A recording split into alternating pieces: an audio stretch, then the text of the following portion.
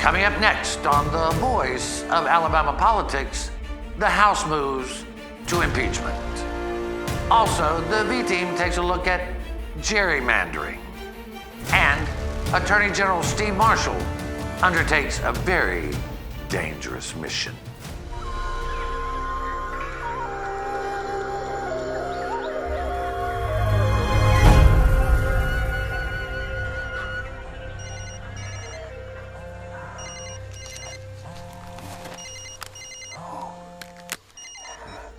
Yeah, about as dangerous as playing toy soldier.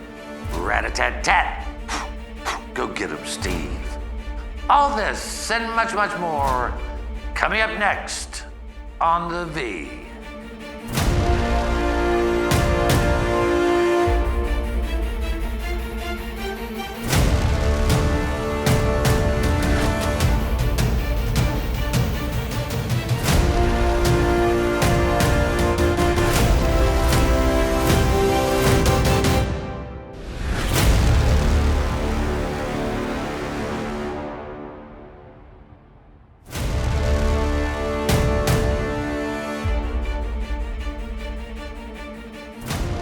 Welcome to The Voice of Alabama Politics, where we tackle the tough issues so you have the hard facts.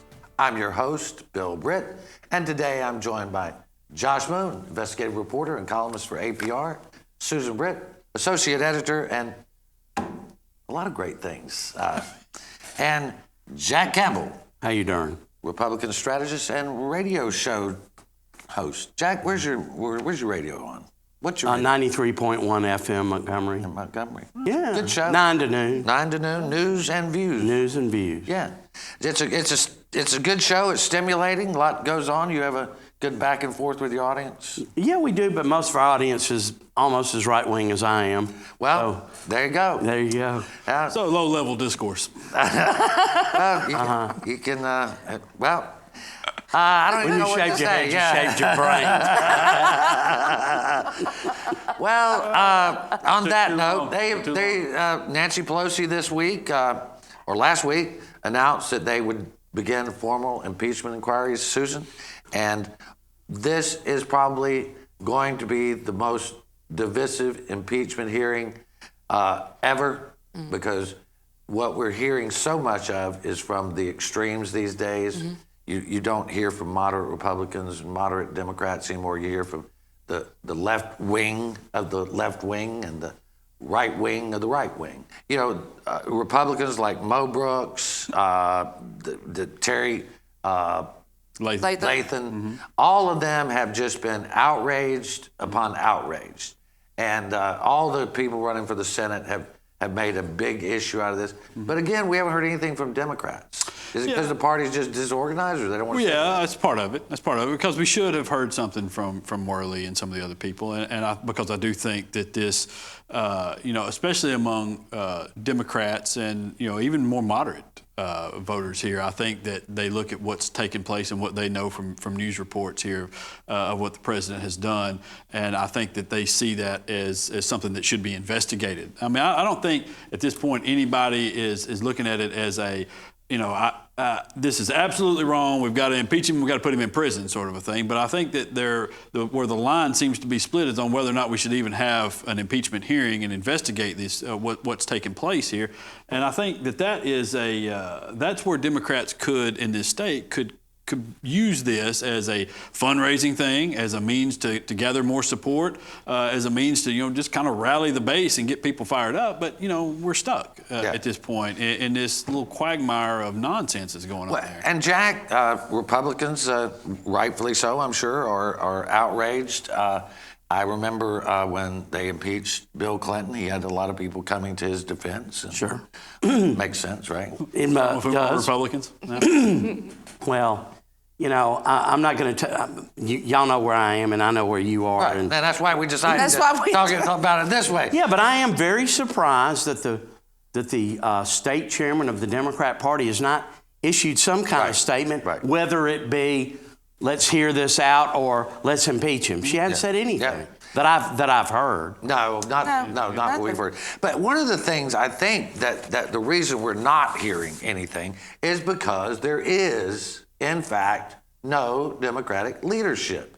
There's nobody out there that is part of the loyal opposition that says anything. Yeah. And Josh, we were talking before the show about how there was the DNC approved these bylaws, and they were supposed to start holding elections in the Alabama Democratic Party.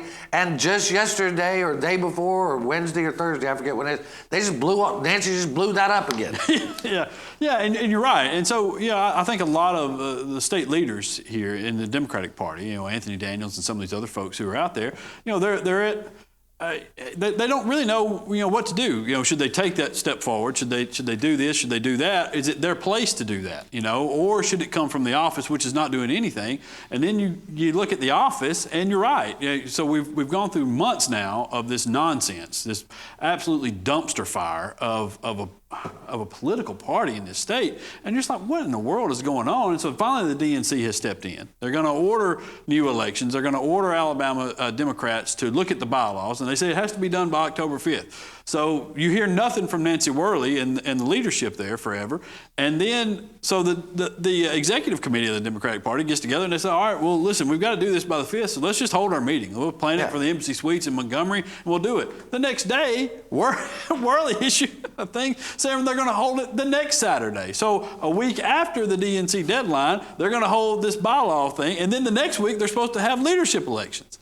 It's just, that's the sort of thing that has been a problematic for them for years now, and it's what people are so tired of, and they're trying to change. This sort of nonsense. Well, I mean, they've taken her credentials. DNC has cut off all the money to the Alabama Democratic Party, and still she has the audacity to say, oh, no, we're not going to abide by your rules again. We're going to do it a week later. I mean, really, when is this going to stop? Well, Jack, it goes back to that old Will, what was it? Will Rogers saying, I belong to no organized party. I'm a Democrat. That was pretty funny. And it certainly, to echo Josh, it just looks like, well, it kind of looks like Nancy Worley is being defiant, which is going to cost the Democratic Party, which is already in peril, it's going to cost it more clout than... Right. Absolutely. And my thing is, and I would quote a friend, a guy that, I don't know if he's a friend, but a Republican who, when they found out that the House caucus was going to have more Republicans last year than they did in 2010 and 2014, he went, we got too many damn Republicans already. Can't the Democrats get something together? Because you got only yourself to fight with. You need balance. But we're going to have to leave it right there. You're watching The V, the voice of Alabama politics. We'll be right back and talk a little bit about ALFA endorsements.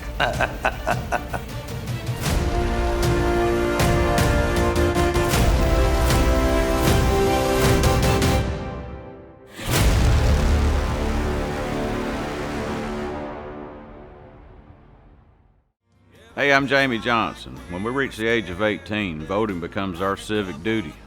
But what if it was our job? We wouldn't be so quick to call in sick or go back home if the lines are too long, or just dismiss the idea altogether. Elections are also how we collectively write the song that tells our story, and voting is our solitary voice. So register to vote and go get your government-issued photo ID and add your voice to the song of Alabama. What a great opportunity for your success. Adding 500,000 highly skilled employees to our workforce by 2025 is how we stay ahead in Alabama. Our economy is stronger than it's been in years, and a skilled workforce is more important than ever. Things move fast, so choose your path. Your success is waiting, plus a great future for Alabama. Success Plus. Go for it.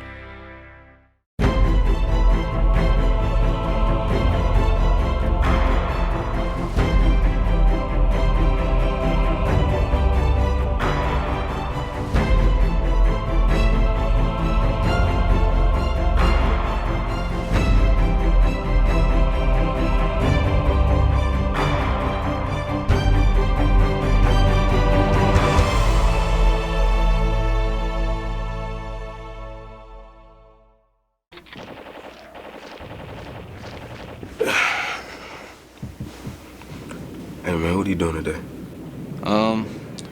Play the game. Thought I'd go out for a drive later, maybe. Text some friends while I'm doing it. Scroll through social media. Kill a family 4 and a head on collision. Cool, man. Drive safe, Alabama. A message from your Alabama Department of Transportation.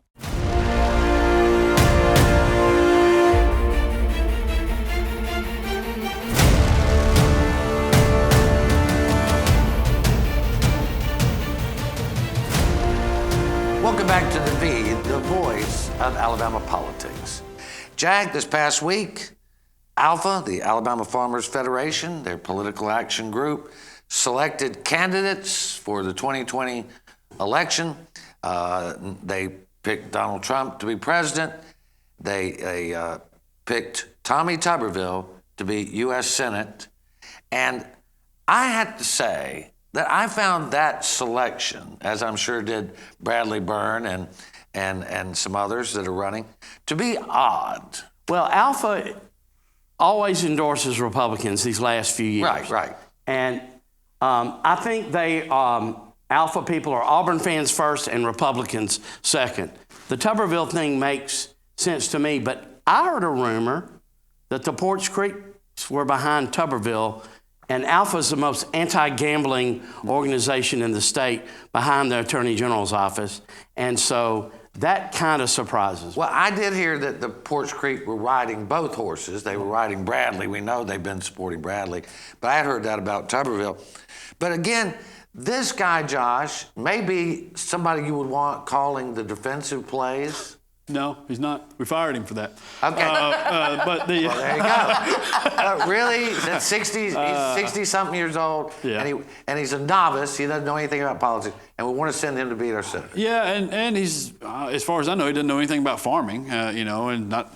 I mean, he worked at Auburn as a football coach, but that Didn't know doesn't mean anything about that. Yeah, he didn't much there. But and I don't really understand a lot of ALFA stuff there. I mean, even Trump as the nominee for I know they pick Republicans, but I mean, Trump hasn't exactly been a friend of farmers, especially in this state. They've suffered a lot around here. Ask the soybean farmers right now. And Well, I have an opinion, and I may be wrong. It's kind of a gut. That Tuberville's going to do a lot better than people think.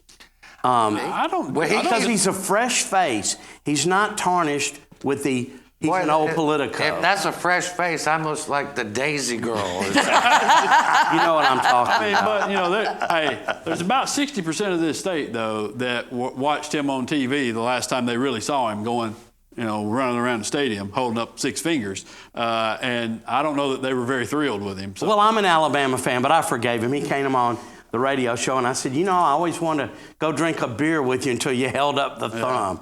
And he laughed. But I mean, I understand he's come a long way in the last year on being up to speed on issues. I think he's okay, but I always, honestly, when I covered him, because I worked in sports for a while, I covered Tuberville at Auburn, and I always liked him. Always liked covering him, and he was a very personable guy. So that he got into politics wasn't necessarily a surprise. I just don't know that he's ready for that sort of a seat. Let me weigh in on that. He's not. Yeah. He is absolutely unqualified. We don't need coaches and business people up there. We need people that know how the process And people works. that live in the when state. you're in the Senate. Well, if they live in the state, it helps. He lives in Florida. But he also has a place here. Yeah. Kind of. Whatever. All right. Kids do. Anyway. The rest of the crew seems pretty normal. Brad Menheim, who has been Get that seat in. who's been appointed twice to the Supreme Court. Maybe he'll Still win. can't get reelected. Maybe he'll win one this time. Well, nobody's very happy with how he's working on this. Yeah, and then you got Mary Wyndham, of course. She's going to be in, and Twinkle Kavanaugh. I doubt she'll get much opposition. But what we really want to talk about here. No, what you want to talk about here. I don't Come on, want we to had talk so much about fun it. in No, pre-show. you want to. I don't. You don't want to talk about the junket? Oh, yeah. I thought you were going to something else. No. So, all right. So a couple weeks ago, the U.S. Attorney's Office gathers a bunch of folks up. They get on some government jets, and they fly down to Mexico City, Jack. And then they get in some Black Hawk helicopters and fly to a defunct meth lab in the woods. Special Ops Marshal. Steve Marshall was on the junket. This thing cost over $100,000. We've asked for it. We've sent out FOIA requests for how much they spent. They won't tell us. Susan, toy soldiers. I mean, please, seriously. I mean, they took lobbyists for the DA's Association. That was ridiculous. On this junket. They took just people that have nothing to do with drug law enforcement in the state. They could have gone to North Jefferson County and found something much more dangerous than what they black helicoptered into. Seriously, I mean, you can go to any county in the state of Alabama and find a meth lab. You got to drive all the way to Mexico. I don't Really? understand what the purpose was. I mean, really, I mean, what are you doing? Well, it I was mean, educational, so they could go see a meth lab, a Which big was, one. well, they went and saw one in a brick building. They could go in North Jefferson County and find one in a trailer. There you go. There's trailers all over the state. yeah, I just don't, that's what I'm saying. I don't understand what value that was. And the to governor's anybody. legal counsel, what business did he have of going over there? You know, Well, he's known for just his meth lab. no, he has pretty good teeth. I didn't mean he was taking meth. I just mean he's known for his meth lab authority. And here they are in their little tactical outfits, like, ooh, walking through the jungle. I'm surprised Steve Marshall doesn't have on a bulletproof vest and a firearm. Well, It was closed, you know. I mean, and they were like, oh, we had to use secret radio frequencies because the cartel could be listening. If they knew Steve Marshall and some of these yahoos were on the plane, they'd go, ha, ha, ha, ha. This is who we want running a war on drugs, right? Well, it's just, I think it's a waste of money, but, you know. But Well, the U.S. but attorney hey- went, you know, J-Town or whatever his name yeah. is. Well, I'm sure the boys had a good time. Yeah, well, listen, it's not often they can dress up and play soldier. Yeah. Right. I just don't understand what the purpose was. And if I had gone, I sure as hell wouldn't have issued a press release. I would have tried to keep it, Jack, you know. they put out a video. They put out a video. They were proud of going and touring the meth lab. Did it look like the ones on Breaking Bad? I don't know. I never saw Breaking Bad. no. It looked like to me that they dismantled it and there wasn't much to it. That they were just walking around in the woods. I mean, is there in some Mexico. question about how meth is produced? I don't understand. What the... I don't know. I Go don't to get it. downtown Gets And when there's one sheriff that said, oh, I was fired up after that experience. He was so fired up, he came back and he told Gomer and Goober to saddle up, boys. We were going to chase some meth. Before that, he was just kind of indifferent to the whole meth thing? Yeah, sure he was. Ever had any meth No. labs in Death County? Yeah. Yeah, I mean, whatever. So we went 6,000 miles on taxpayer dollars so that these yahoos could go look at a meth lab so it inspire somebody to do their job. Oh, that's a thought. There you go. That's All right, original. we're going to have to leave it right there. You're watching the voice of Alabama politics. Gerrymandering in 99 years. Coming up next.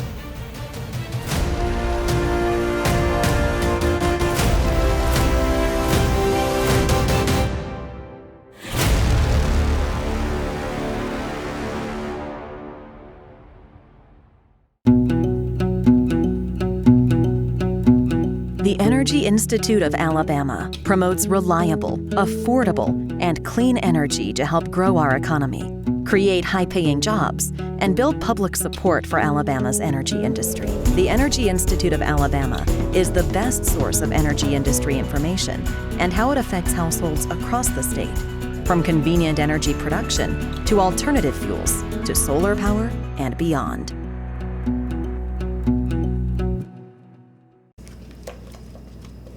What are you doing today, babe? I thought I'd head down to the lake with the guys, do a little fishing. Of course, none of us will be wearing our seatbelts. I'll lose control of the truck, wrap it around a tree, and kill us all. Okay.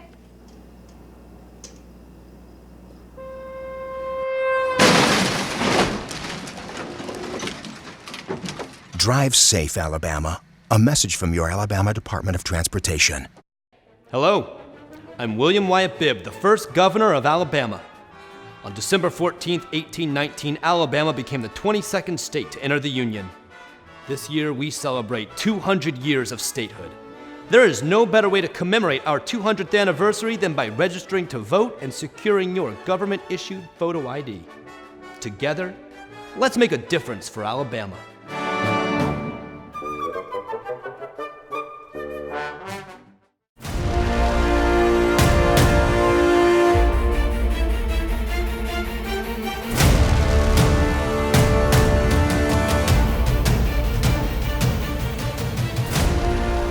Welcome back to The V, the voice of Alabama politics. Josh, last week, Alabama political reporter had a piece about gerrymandering, and in which we talked about the files that were found on the Republican gerrymandering mastermind, Mr. Thomas Hofeller. Hofeller. Good old Hofeller. Yeah, unusual name.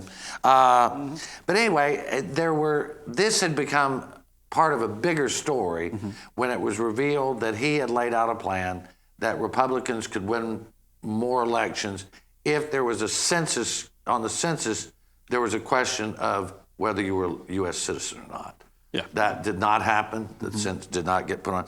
But these files that he had came forward, and it showed that he had worked in some capacity in Alabama during the 2010 forward on the gerrymandering or redistricting. They're all gerrymandered, whether they're Democrat or Republican, but that's kind of what we found out. Yeah, he had worked, and apparently it was his daughter that had discovered this after his death, and she forwarded that to attorneys working on a case in North Carolina, and so out of that, it just kind of showed the thinking, kind of undercut a lot of the arguments that some Republicans had made about the districts not being drawn based on racial lines, and it clearly showed that he was taking the statistics from the census there based on race and drawing out these district lines and showing people how they could maneuver these lines around, to keep people, to keep minorities packed into certain districts so their votes didn't then affect the outcome in other districts there. And a lot of it is, I think Doug Jones said it best, I think this is one of the biggest issues we have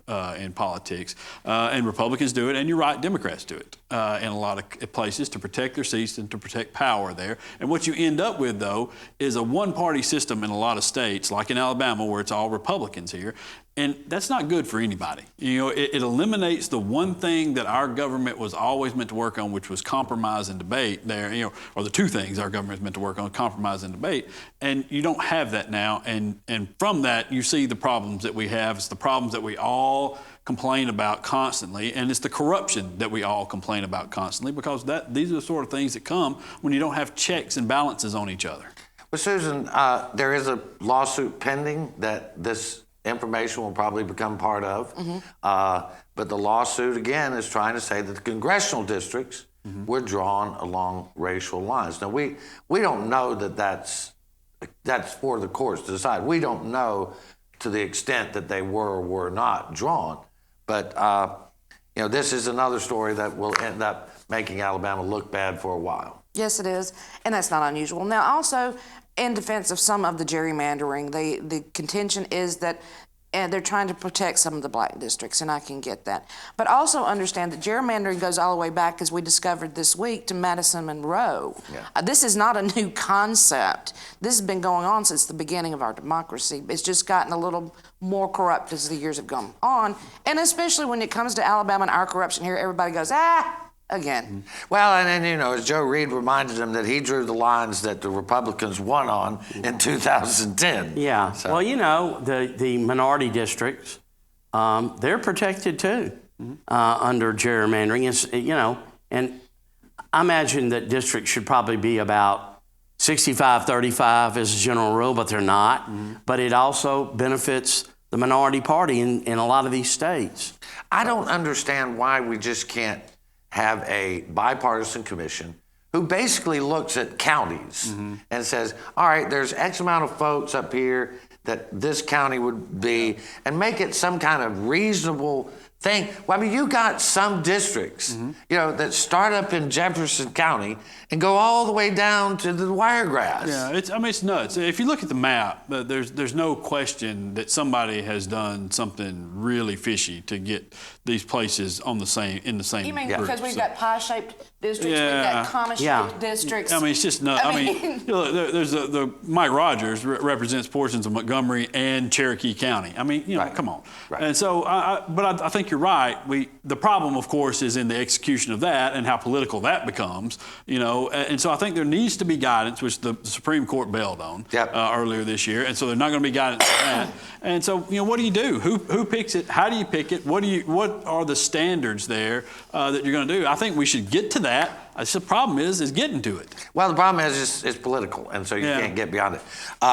This next story is a little difficult to dig into, but a young man, Hispanic, Jorge Ruiz, was involved in an accident which he fell asleep at the wheel, crossed over the lines, ran into a young woman, and she died. Yes. So, and then he was tried, and there was a lot of misinformation in the news media that you, Josh, straightened out, and that then you reported on his sentence being 99 years for a crime that, while terrible, is usually not given that type of sentence. No, normally you see something, that they term it, manslaughter here, because we don't have the vehicular manslaughter charge. And so what typically happens is someone like Mr. Ruiz will get somewhere around, a year to 3 or 4 years for something that happened like that, because he did make a mistake. He drove while sleepy, put other lives at risk, and so there should be some punishment that took place. He got 99 years, and it seems as though now, after the attention has been paid to this, that the judge is going to take the unprecedented step now of creating a ineffective counsel argument on behalf of the defendant before it ever gets to any sort of Is it a jury trial or a judge? It was a jury trial. Okay. So he was found guilty of reckless murder by the jury. Okay. But involved in that, there was a lot of things that were left out. There were a lot of things that were put in on the record there that probably shouldn't have been. And so I think that the judge... Some out and out lies by the news media in that area, too. Well, they said he was drunk. He was not. He wasn't drunk. They said he was an illegal, and he was illegal not. alien. He was not. No, and so there's just a lot of things that kind of drummed up this furor around it of people, and I think they were trying to placate a lot of people that were very, very angry, and this was the outcome of that. And I think now they're going to go back and try their best to, I guess, put the cat back in the bag.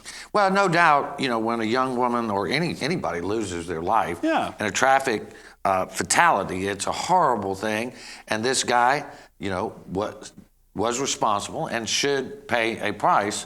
But it seems like in this case, even the judge now is having second thoughts. Yeah. Yeah, I mean, it's a hard thing to tell, and it's a hard thing to take his side, because this did happen. Right. I mean, he did A woman lost take her somebody's life. life. Yeah. And you don't want to in any way vilify her or her family, because they had every right to be upset about this thing. She was a nurse leaving work after her shift. Yeah. I mean, it wasn't like she was out partying or anything like that. We've lost a life. Let's not lose another one by not pursuing justice properly. Right. We have to leave it right there. You're watching The V, the voice of Alabama politics. You watch us because we watch them.